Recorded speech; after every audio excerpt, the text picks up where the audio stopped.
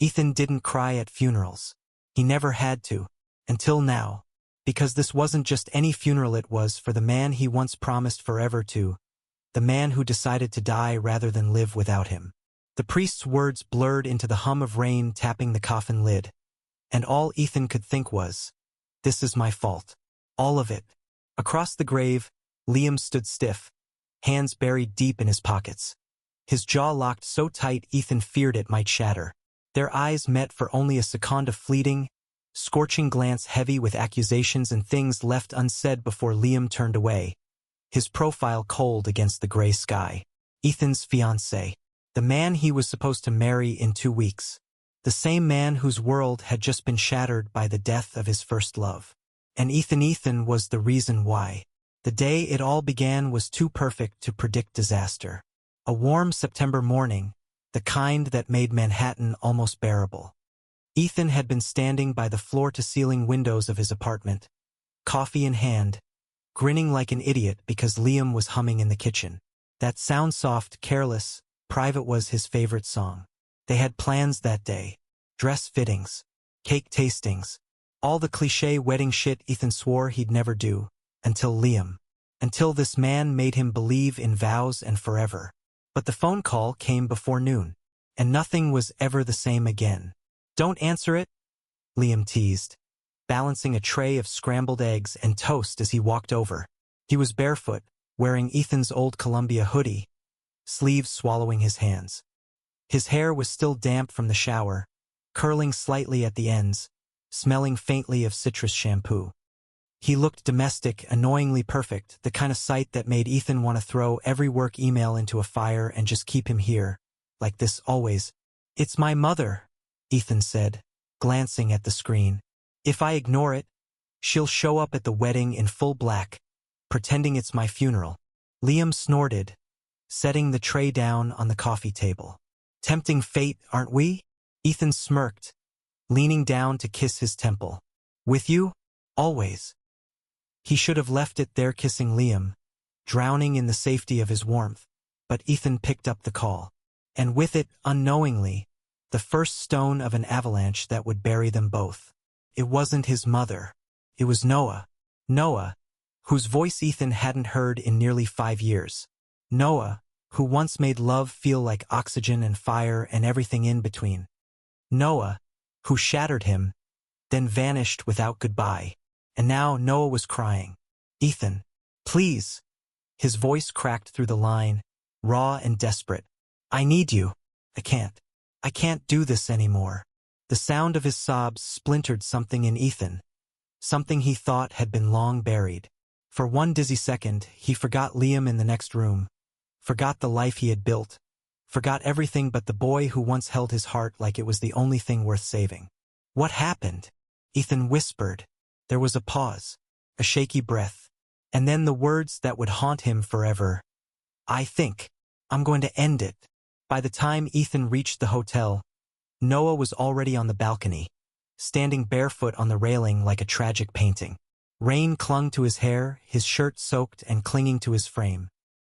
His eyes, those reckless, burning eyes Ethan once loved, looked almost serene now, like he'd made peace with something Ethan couldn't understand. "You came," Noah said softly, turning his head just enough to let Ethan see the faint curve of a smile. "Step down," Ethan begged, throat tight. "Please, Noah, just talk to me." Noah laughed. God, that laugh, it hadn't changed. "Talk? After 5 years of silence? After you walked away?" Ethan gripped the railing, fingers aching. "I didn't walk away. I loved you." Noah cut in, the words breaking like glass. "And you loved me too. Don't lie. You still do." The storm behind him flashed white, a jagged streak tearing the sky. Ethan's pulse roared in his ears. "I'm getting married," he said, voice trembling. "To Liam. She's everything to me now." Noah's smile turned brittle. "Everything? Then why are you here, Ethan?" And in that moment under the rain, under the weight of every mistake, every almost, Ethan didn't have an answer. He lunged forward just as Noah leaned back, arms outstretched like a lover welcoming death. The scream that ripped from Ethan's throat was swallowed by thunder. Hours later, soaked and shaking, Ethan sat in a hospital hallway staring at his hands. They were stained with Noah's blood. And for the first time in years, he felt like that 19-year-old boy again, helpless, wrecked, clinging to something he couldn't save. Ethan. He looked up. Liam stood there, pale as paper, his eyes wide and searching. His gaze flicked to Ethan's clothes, to the crimson smeared across his shirt, and then slowly back to his face. What the hell happened? Liam's voice was a whisper of panic, fear, and something sharper, betrayal, maybe. Ethan opened his mouth, but nothing came out. Nothing that would make sense. Nothing that wouldn't destroy them both. Liam didn't sit down. He didn't even blink for what felt like an eternity. The white hospital lights carved sharp shadows across his face, making his blue eyes look almost silver-cold, distant, unreadable. "Ethan," he said again, quieter this time, but there was a strain beneath his voice that made Ethan's chest cave in. "What the hell happened?" Ethan swallowed hard. His throat burned like he'd swallowed broken glass. He opened his mouth, searching for a lifeline, something that would explain why he was here, why his hands were trembling like this, why Noah's blood still clung to his skin like a brand he couldn't wash away. But nothing came. The silence stretched. The weight of it was unbearable, pressing against Ethan's ribs until it hurt to breathe. Finally, he forced the words out, low and raw. "He called me." Liam's eyes narrowed. "Noah." Ethan nodded, unable to look at him. He sounded like he was going to do something. "I didn't think, I just came. I thought I could stop him." His voice cracked on the last word, and shame flooded him. "Stop him?" Liam repeated, his tone sharp, dissecting. "From what?" "From killing himself." Ethan flinched like the word was a blade. Liam let out a harsh laugh, the kind that had no humor in it at all. "And what? You thought you were the only one who could save him?" "I didn't think—" "Liam," Ethan whispered, voice hoarse. I couldn't ignore it." "You couldn't ignore him, you mean?" Liam shot back. His hands curled into fists at his sides, knuckles white. "You couldn't ignore your precious Noah." Ethan's stomach twisted. "It's not like that. I came because you still care." Liam cut in, eyes blazing. "Don't you dare tell me otherwise. Don't you fucking dare." The accusation hung between them like smoke, suffocating. Ethan wanted to deny it, to swear that Liam was wrong, that Noah was just a ghost from a life long dead. But the truth, the ugly, brutal truth, was carved across his silence. And Liam saw it. Something in his face crumbled, just for a second, before the walls slammed back up. He took a step back, then another, like he couldn't stand to breathe the same air. "When I proposed to you," Liam said slowly, every word trembling with control, "I thought I knew every part of you. I thought you'd told me everything. But you never told me he could still pull you away with one phone call." "Liam?" Ethan pleaded, reaching for him, but Liam recoiled like his touch burned. "Don't!" Liam snapped. His voice cracked then, betraying the storm inside him. "Just don't. Not now." He turned and walked down the hallway without looking back. Ethan stayed rooted to the chair, his hands shaking, his pulse thundering in his ears. He wanted to run after him, to explain, to do anything but sit here drowning in the wreckage of his choices. But his legs wouldn't move, because in the next room Noah was fighting for his life. And Ethan didn't know which man he was more terrified of losing. The surgery took 4 hours. For brutal, endless hours where Ethan sat hunched in that sterile hallway, clutching a styrofoam cup of coffee he never drank, replaying every second on that balcony until it blurred into madness. Noah's voice, his smile, the way he leaned into the storm like it was a lover's embrace. "Why are you here, Ethan?" The question echoed through his skull like a curse. Why was he there? Why did he drop everything, drop Liamto, run to a man who'd broken him? Because some part of him still belonged to Noah, and now that part might kill him. When the surgeon finally emerged, Ethan shot to his feet so fast the cup toppled, coffee pooling on the linoleum. "He's stable," the doctor said, stripping off his gloves. "We stopped the bleeding in time. He's unconscious, but he'll make it through the night. Relief slammed into Ethan so hard his knees nearly buckled. "Can I see him?" he asked, voice barely above a whisper. The doctor hesitated, then nodded. Briefly. The room smelled like antiseptic and rain-soaked fabric. Machines beeped softly in the background, cruel reminders that Noah's life now depended on wires and tubes. Ethan stood frozen at the doorway, his heart pounding. Noah looked impossibly fragile, pale against the white sheets, lips cracked, dark lashes fanned against his cheeks like ink stains. His right arm was bandaged from wrist to elbow, the blood seeping faintly through the gauze. Ethan stepped closer, his chest tightening with every breath. "I'm sorry," he whispered, even though Noah couldn't hear him. His fingers hovered over Noah's hand but didn't dare touch. "God, I'm so fucking sorry." He wanted to hate him. For leaving. For coming back like this.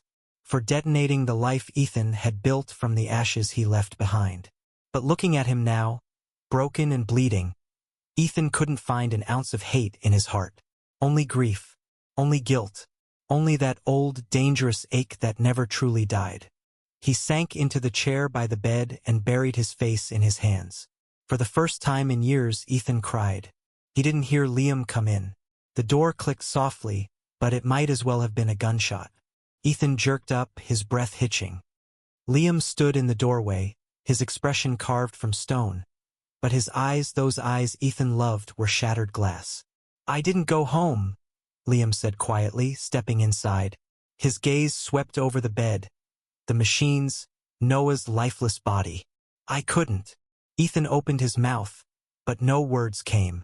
Liam's jaw worked like he was holding back a scream. "You still love him?" It wasn't a question. Ethan's throat closed. "Liam, don't," Liam whispered, his voice breaking. "Don't lie to me. Not now." Ethan's silence was the answer neither of them wanted. Liam laughed again, that hollow, bitter sound. "God, I should have known.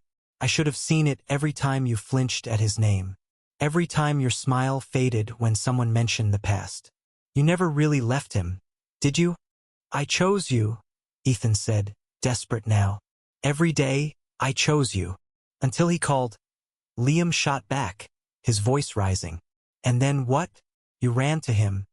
Like nothing we have matters." "It matters," Ethan choked out.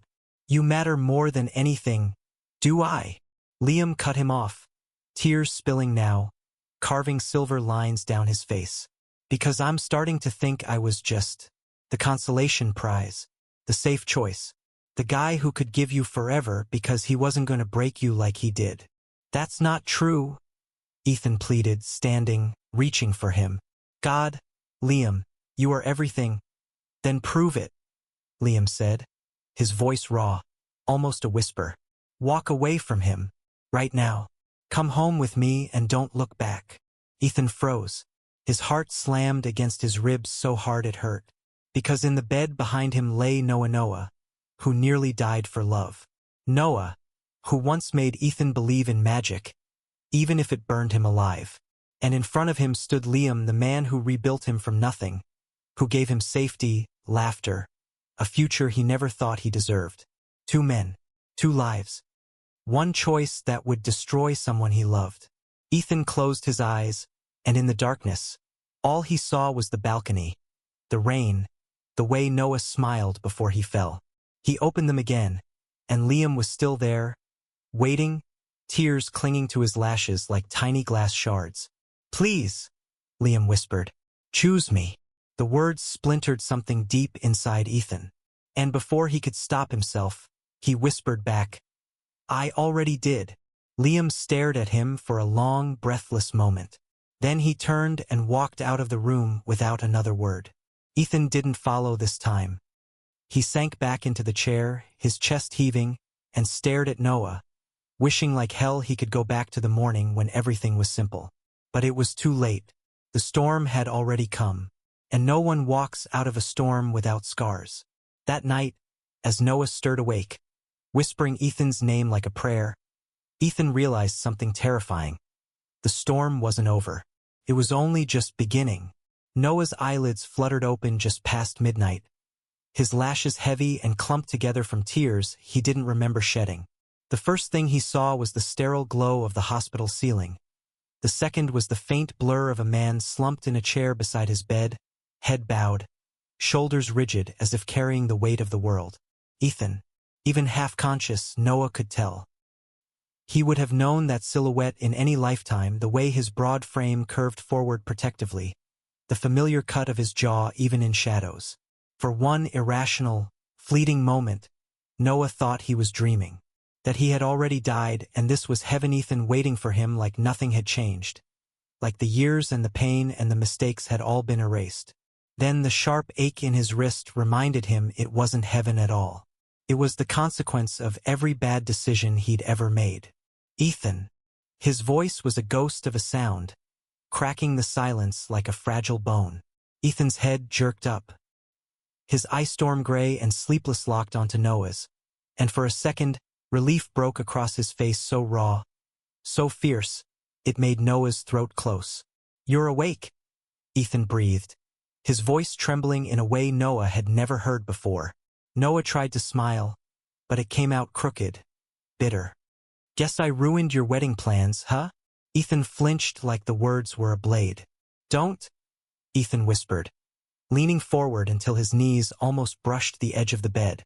His hands hovered over Noah's, trembling with the urge to touch, but he didn't.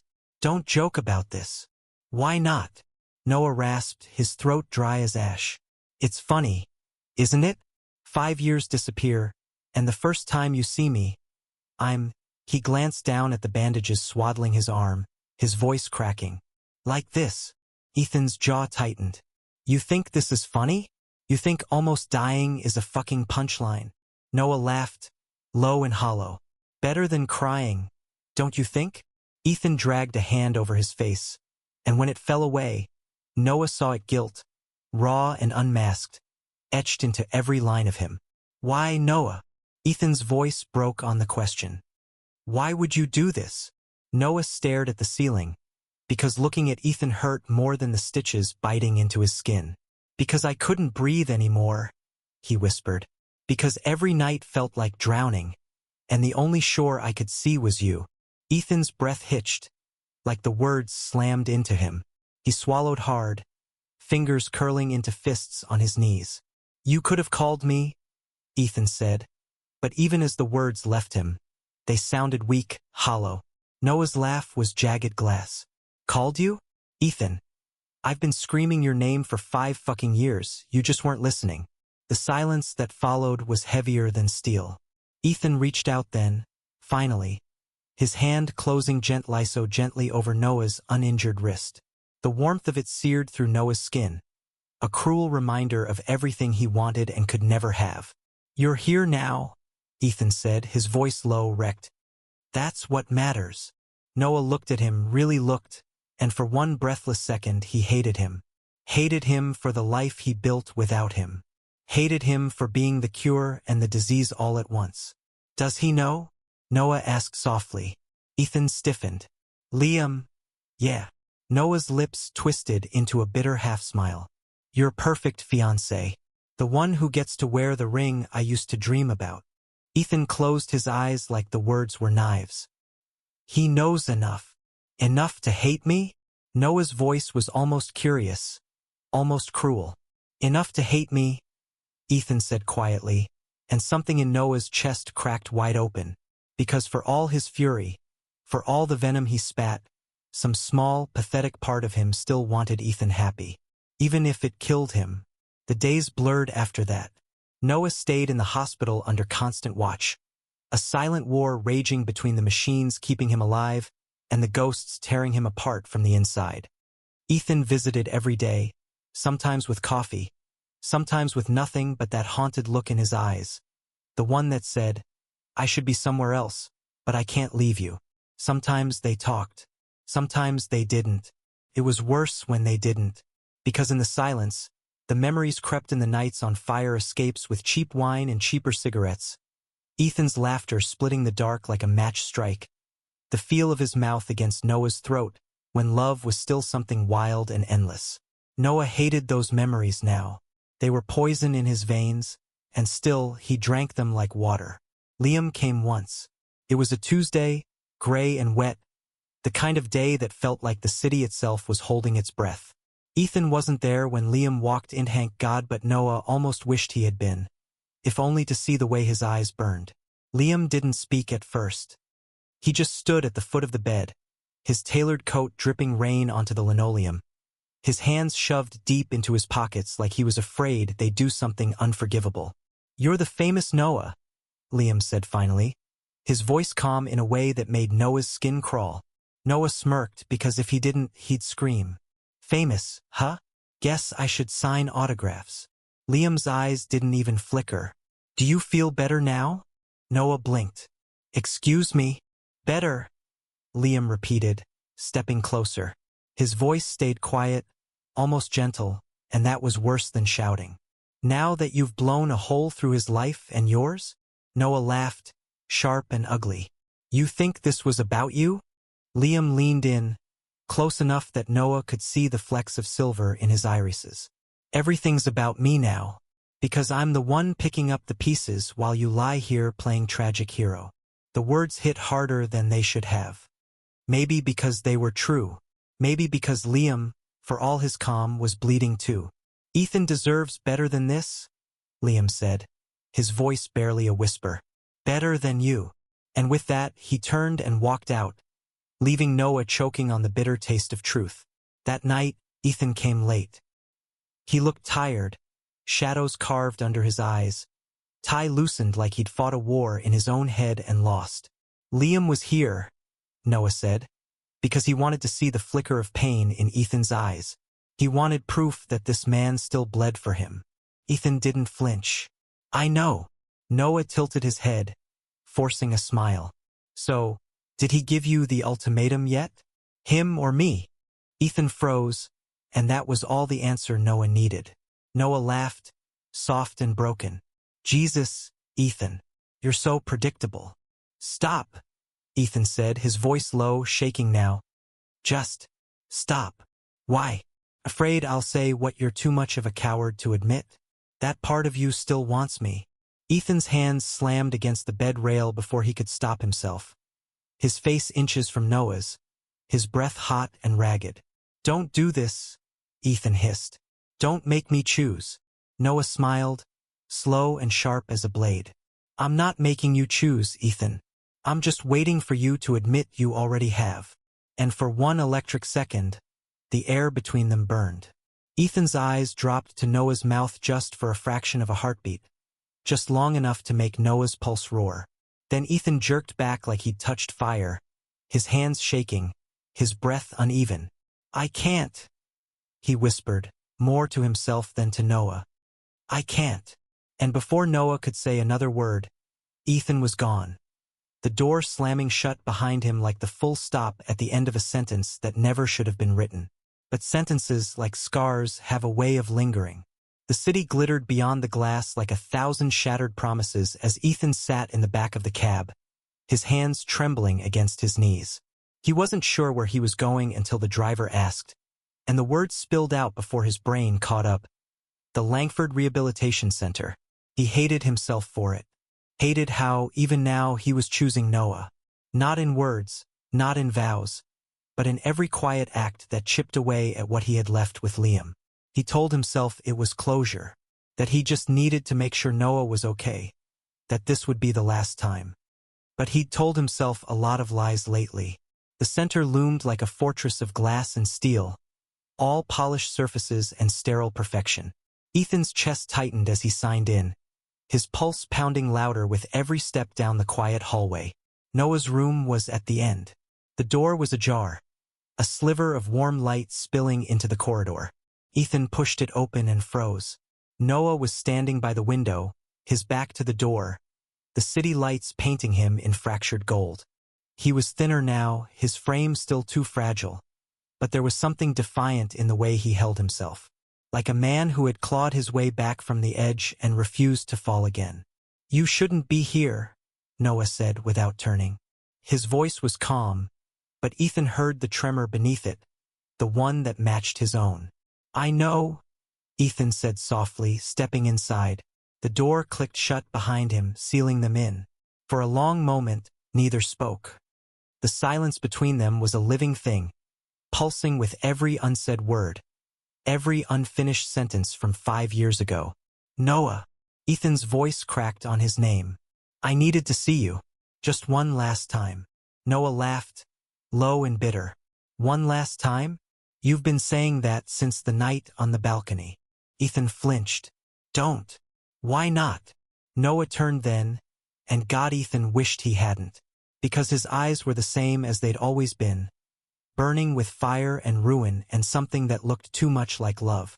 You came here for a reason, so stop lying to both of us.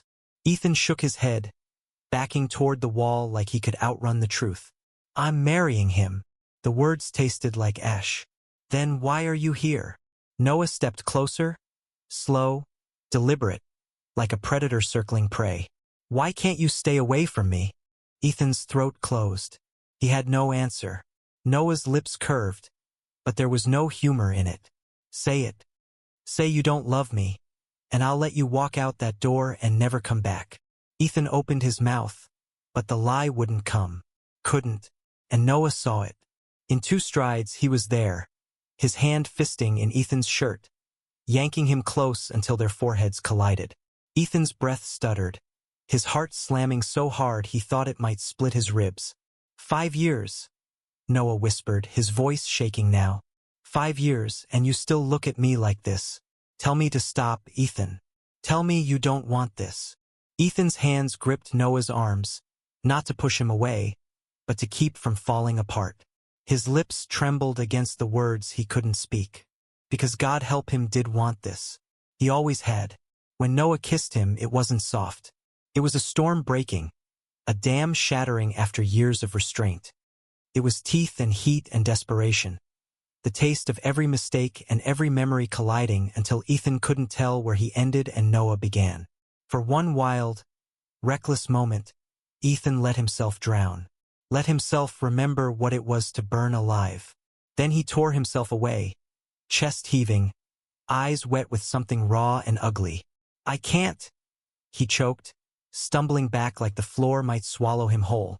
God, Noah, I can't. You already did, Noah said softly, his voice a blade and a bomb all at once. Ethan ran. The wedding was 3 days later. The church smelled of lilies and old wood, sunlight streaming through stained glass in fractured rainbows. Guests whispered in polished pews, their voices low hums of expectation. Ethan stood in the sacristy, staring at his reflection in the mirror, and for the first time in his life, he didn't recognize the man looking back. Liam's boutonniere lay on the table beside Hema perfect white rose, unmarred by the storms outside. The door opened, and Liam stepped in. He looked devastating in his suit, every line crisp, his face a mask of calm perfection. But his eyes, those eyes held no illusions anymore. You didn't come home, Liam said quietly. Ethan's throat burned. Liam, I don't. Liam cut him off, his voice steady but sharp enough to bleed. You think I didn't know where you were? You think I don't know what that look on your face means? Ethan's chest cracked. I never stopped loving you. But you never stopped loving him, either, Liam said, and the quiet devastation in his tone was worse than shouting. And that's the problem. Ethan reached for him, but Liam stepped back, just once. Enough. I can't marry a man who leaves pieces of himself with someone else, Liam said softly. I deserve all of you, Ethan, not what's left. The words were gentle, final. Liam turned, his shoulders straight, his steps unbroken as he walked out the door and out of Ethan's life. Ethan didn't stop him, because for the first time in months, he knew what love was supposed to be. Not safety, not duty, not the quiet life he thought he wanted. Love was chaos. It was fire. It was standing on the edge of a balcony with your heart in someone else's hands and jumping anyway. Noah was sitting on the rehab center's terrace when Ethan found him, sunlight spilling like gold over his dark hair. He looked up, startled, when Ethan approached, then wary, like he didn't dare hope. You're supposed to be at the altar, Noah said, his voice cautious. I was, Ethan said, his breath shaky as he sank to his knees in front of him. His hands cupped Noah's face like something sacred, something that could break. But the only vow I can make, the only one that means anything just to you. Noah stared at him, disbelief warring with something brighter, something wild. Ethan, I love you, Ethan said, and the words were the truest thing he'd ever spoken. I've always loved you, even when I hated you, even when I tried to forget you. It's you. It's always been you. Noah's breath hitched, his eyes flooding as his hands fisted in Ethan's shirt like he'd never let go again. Say it again. I love you, Ethan whispered, pressing his forehead to Noah's, his voice breaking like the dawn. I love you, and I'm never letting you go. When Noah kissed him this time, it wasn't desperation. It wasn't punishment. It was home, and for the first time in years, Ethan breathed. Months later, the city was loud outside, spring spilling into the streets like confetti. Ethan and Noah lay tangled in white sheets, sunlight painting lazy stripes across bare skin. Noah's head rested on Ethan's chest, his fingers tracing idle circles over his ribs, like he was memorizing the shape of forever. You ever think about the balcony? Noah murmured, his voice thick with sleep. Ethan tightened his arm around him, his lips brushing the crown of his head. Every day. And I'm glad you didn't let go, Ethan said softly, because if you had, I wouldn't be here. With you. Noah smiled, slow and real this time, his eyes closing as he melted into Ethan's warmth. For the first time in a long, brutal, beautiful while, the world felt quiet. And love, messy, fierce, impossible love, felt like something worth surviving for. Thank you for listening. If you find it interesting, please like and subscribe to follow the next stories.